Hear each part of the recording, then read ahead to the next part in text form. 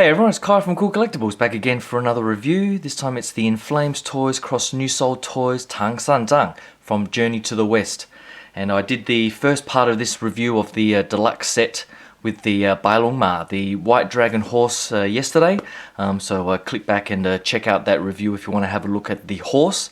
I will give a close look or a quick look at the horse with the disciples and so on after I set this guy up.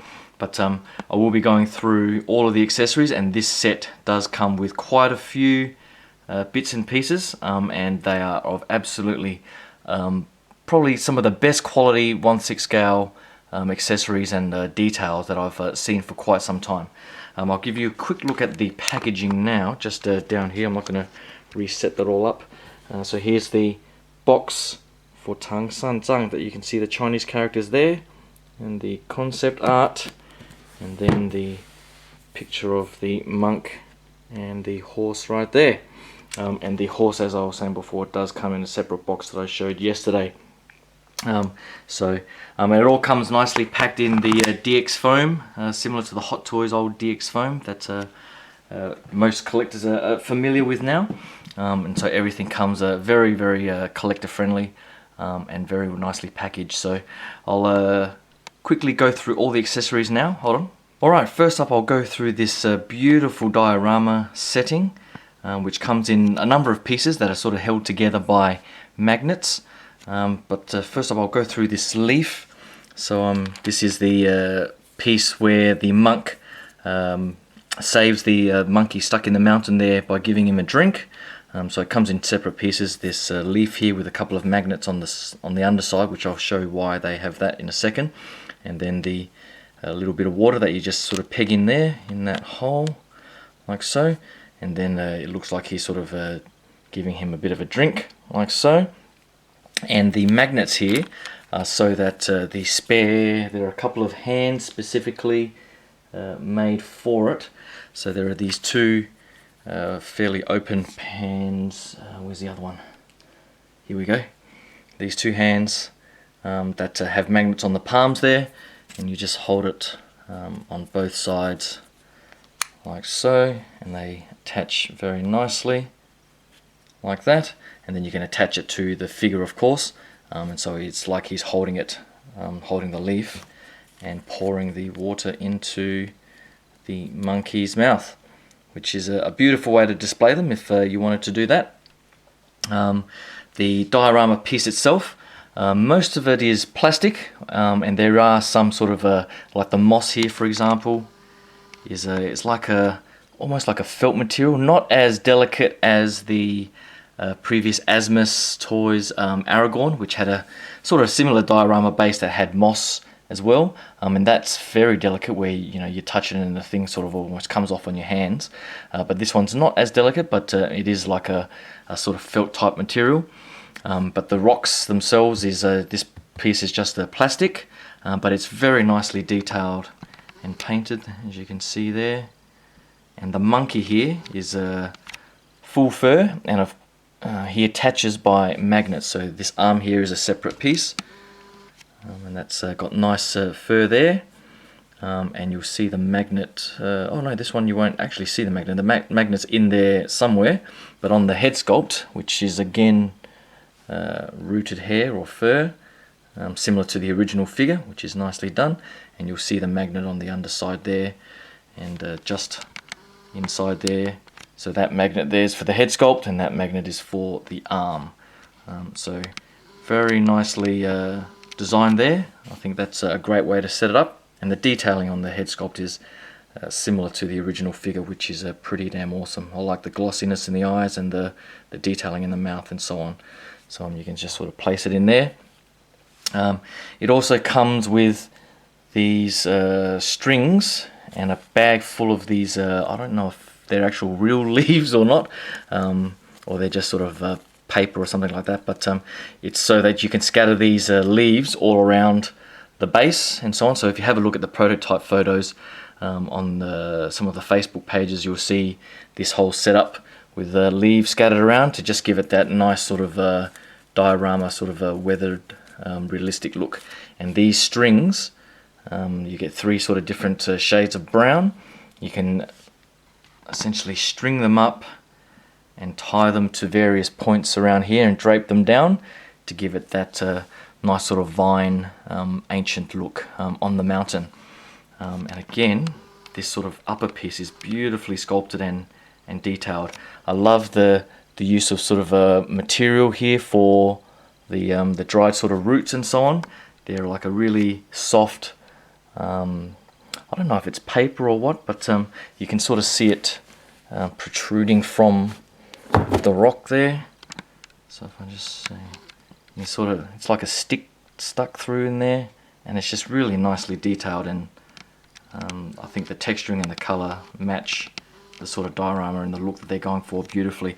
And these two, so the upper piece and the lower piece, come apart with pretty strong magnets. They sort of clip together fairly firmly, so you can see the two magnets there and the corresponding ones on that side there. So overall, a beautifully designed diorama piece that you can set up and be as intricate as you want it to be, or I'm not quite sure how I'm going to display it, to be honest, because I already have the monkey, the Sun Wukong, so he'll be one of the disciples walking next to the horse, which means having this might be, I guess, an alternative or something that I place in another shelf somewhere. So I'll have to see and decide how I want to display this, but as an accessory and a diorama piece for this deluxe set, I think it's one of the best sort of diorama pieces that I've seen from a 1/6 scale figure set, or at least in my collection anyway. So I'll go through now the other accessories. Hold on.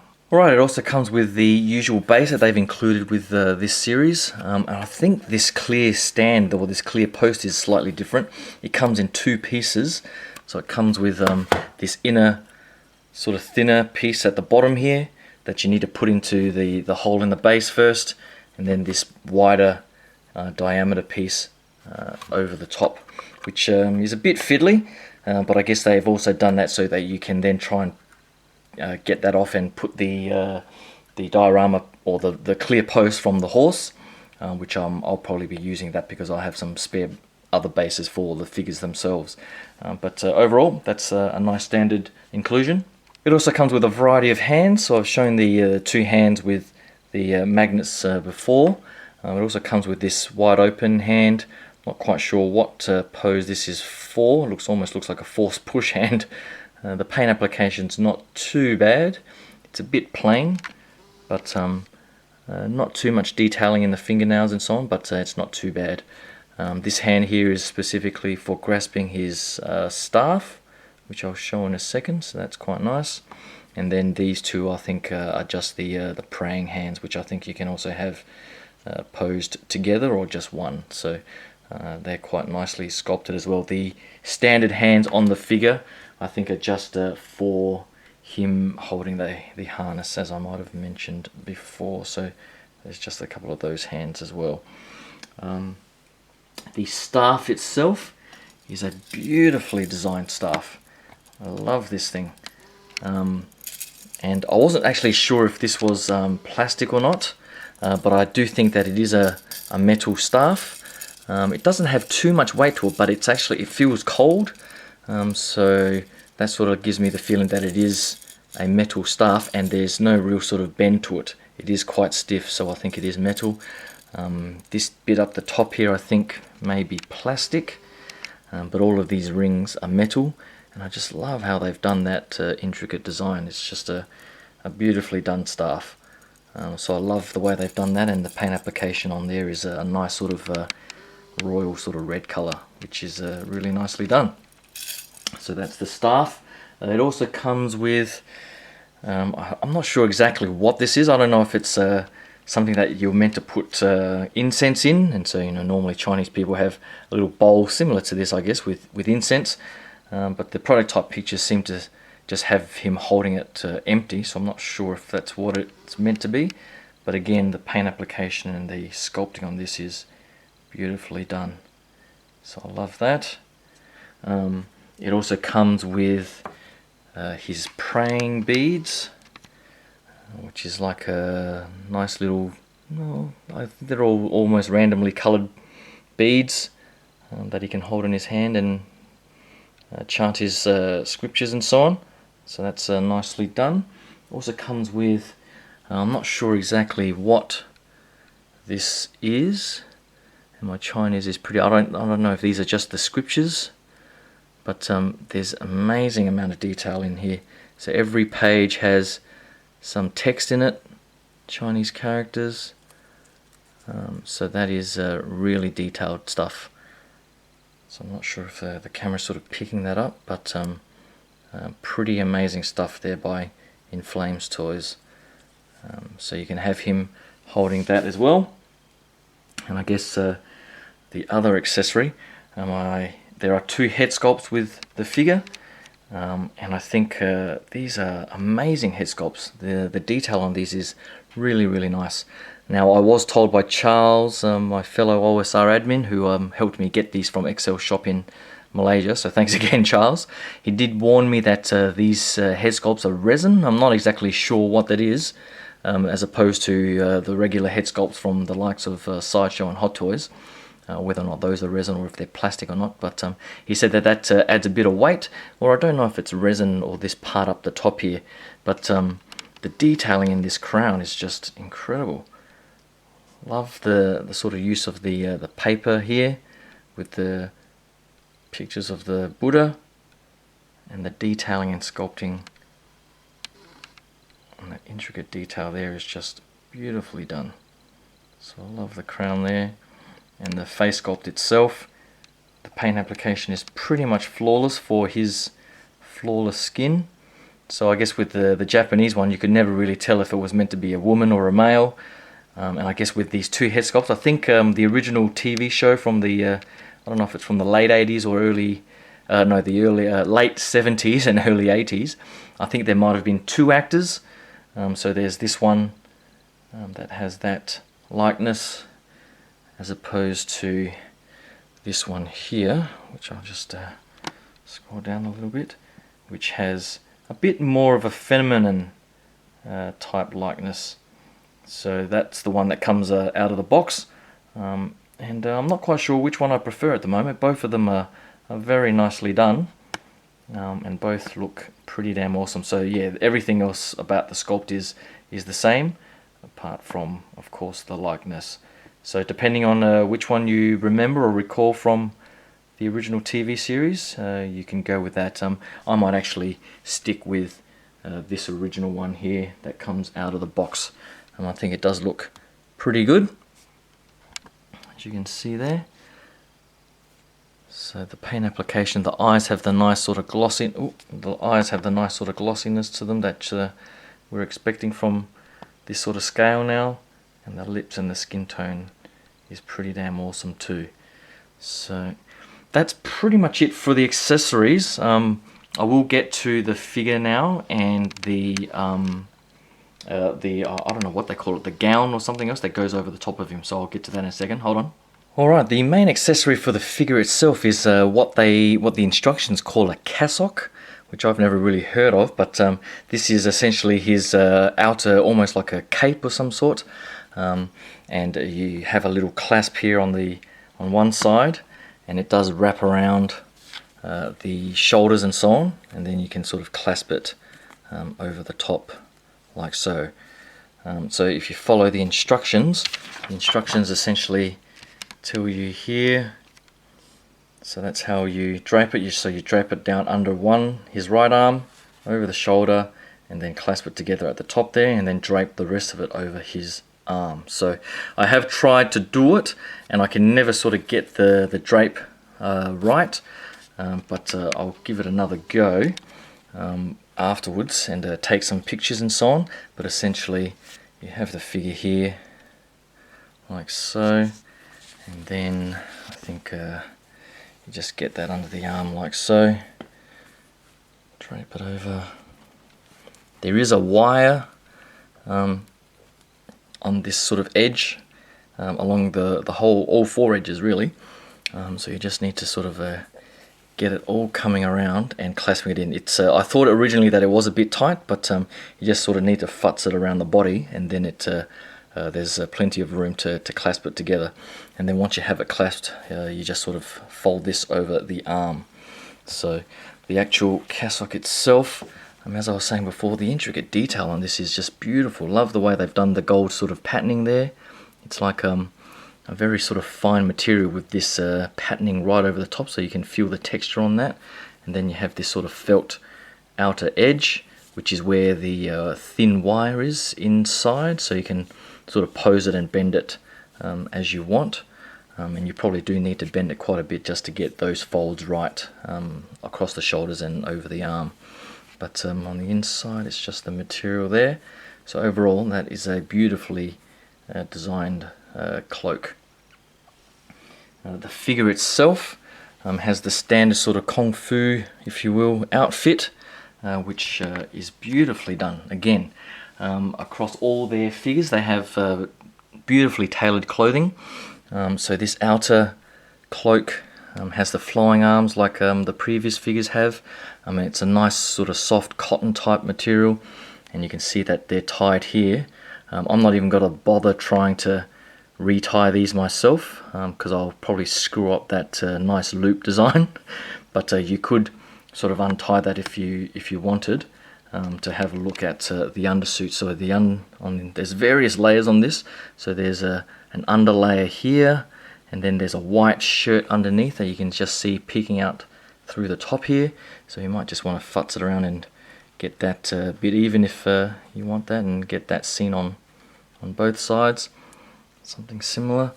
So there's 3 layers on the top there, and then you have his sort of cotton kung fu pants, which are the same sort of material as the others, which is really nice and baggy and doesn't restrict the articulation at all. And then you get the standard sort of kung fu shoes and ankle sort of socks, which are standard across, I think all the figures come with those. So a nice look there, and I do like the loops on the ties there as well. So there's lots of range of motion in the ankles there, so you can get him into lots of different poses. The body itself, the range of motion is pretty good, as you'd expect for a 1/6 scale figure these days. So you do have the shoulder rotation back and forth there. There is a bicep swivel that is quite tight, so you just need to be a bit careful when you're rotating it. Double jointed elbows that you can feel in there to get that, and a good range of motion in the legs here. The legs, they actually feel a bit tighter or a bit firmer than the other figures, which is good. There's no real sort of restriction in the movement. You can't get that quite high. And then there's the double jointed knees as well. So depending on how you want him posed up, he will look pretty good in any sort of dynamic pose if you want him in that. And of course you can sort of spread the legs out and bent a little bit to sit in the horse as well. So there is that option. I will probably not have him on the horse because I just don't have the room, I think, and I would probably be a bit worried about whether or not some of the paint might start rubbing off onto the clothes or something like that. So I'll probably want him standing next to the horse just so I can sort of showcase the horse in its glory as well. So overall, tailoring, articulation, head sculpts, everything on this figure is pretty damn phenomenal. The ball joint there, I've just taken the head sculpt off previously, so you just see it wasn't that hard to take off at all. So you can see the ball joint there, and then you can take your pick between the 2 head sculpts that you want. So I might actually go with this one. This one looks a bit more, this one here on the right does have that more sort of feminine look to it, but it looks a little bit serious. Now this one here has almost like a slight smile to it, and I think I might go with this one actually. So I'll put that back on and take a few pictures and post them up on the Facebook page with the others. But I might just quickly set him up in the display cabinet with the others and give you guys a look at that before I finish up. But I think I've covered everything that was in the instruction book. I guess it's strange that they've started including these recommendations to use hair dryers, etc., to swap out the arms or the hands and so on. I normally don't use hair dryers at all. I usually just dip the hands in some hot water, which softens them up pretty well. I was originally worried about paint issues by putting them in hot water, but I've never had an issue with any of the figures putting them in hot water. So I will do that and swap out the hands. So I will give one more go in trying to do this cassock and setting him up and taking it from there. But I'll be with you guys in a second. Hold on. Alright, so here is Tang Sanzang, set up as good as I can probably get it. I do have to say, getting this cassock to lay nicely on his forearm was an absolute pain in the ass. It took me 30 to 45 minutes of mucking around, and it's probably not as good as some other collectors can get out there. It was probably even worse than the Gandalf from Asmus Toys cloak to get to lay right. You do need to fold it quite a bit along here just to get that sort of illusion of weight, if you will, down the front there, and it is a bit of a futzing drama to get it to drape across and nicely across the shoulder as well. So just go slow if you have the patience, and you will probably need a lot of patience to get it to drape the way you want. So I did have to use a couple of the Hot Toys tools to sort of try and force the pleats at least along the forearms here, and still you can see that it's not as nice as it probably could be, and you just sort of try and get those folds to get it to lay right. And the recommendations in the instruction books to use hair dryers, or in my case I use the hot water. You definitely do need them for the wrist joints, otherwise you will snap them because they are super tight. Even after dipping them in hot, and I mean boiling water for upwards of 15-20 seconds, I still needed to use my teeth to try and get it out, and then putting them in was a bit of a pain as well. And then this swap out head sculpt, the ball joint on the original, probably because it was sitting in there for a while, was a little bit larger, so it was easy to take out, but putting that head sculpt back on definitely needed a bit of boiling water just on the tip of the plastic base here. So I just dipped that part in hot water for about 30 seconds, and then placing it back on the neck joint was fairly easy. So other than that, it's pretty much stock standard the way that you pose it up with other figures. I did need to soften the hands as well to get the staff in there. Once you do soften them up in hot water or something, they are quite flexible. So other than that, the joints hold firm, the articulation is great, so he can stand on his own without any problems at all. So I did drape the beads over him as well, and I'm not sure what I'm going to do with the other accessories, but it should look fairly good on display like that. So I'll set him up in the display cabinet with the White Dragon horse and the disciples, and give you guys a final look at that. Hold on. Alright, so here they are displayed in the cabinet, and as you can see they do take up quite a bit of space, and they look a little bit cramped in there, but I'll have to see what I can do to improve that. So I do still have a few of the Lord of the Rings figures from Asmus coming, and I was planning on having these two troops of journeymen, I guess if you want to call it that, displayed together. So one on the way to Mordor and one on the way to India. But quickly running out of space there.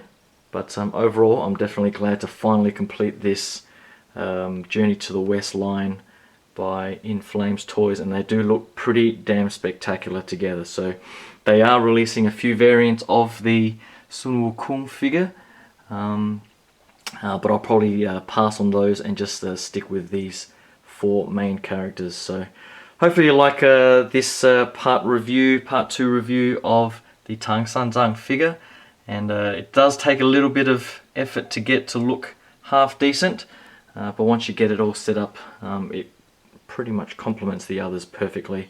And with the White Dragon horse behind there, it's probably one of my favourite 1/6 scale figure sets for 2016, and I will be doing a quick end of year collection soon, probably tomorrow, on all the 1/6 scale figures that I have got in 2016.